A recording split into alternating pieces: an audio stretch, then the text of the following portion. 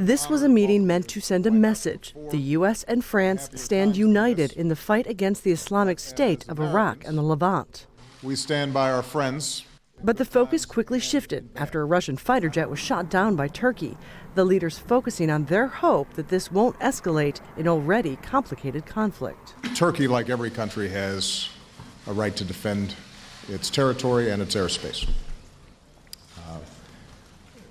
I think it's very important right now for us to make sure that both the Russians and the Turks are talking to each other, find out exactly what happened. The leaders said they hope that this incident would help push Russian President Vladimir Putin toward their coalition, which they said they would welcome, as long as he eventually stops supporting Syrian President Bashar al-Assad and stops targeting the opposition forces that they support. Even before the plane was downed, experts had been saying the U.S. had to do something to change Russian thinking. An American demonstration of will and capability, both for the Syrian government and for the Russian government, I think would be very helpful at this point.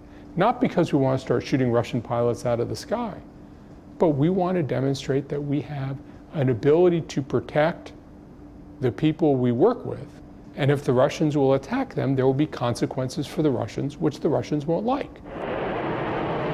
It remains to be seen if this will change Russian strategy. La Turquie, la Russie. But it became clear after this press conference, their strategy isn't changing, only intensifying. France will not intervene militarily on the ground. It's the local forces who will do so.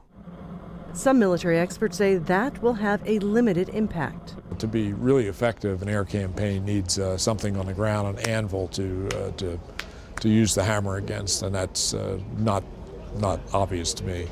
The White House believes Russia had been starting to play a constructive role in the Syrian conflict. The big worry after this is that will no longer be the case. Patty Culhane, Al Jazeera, Washington.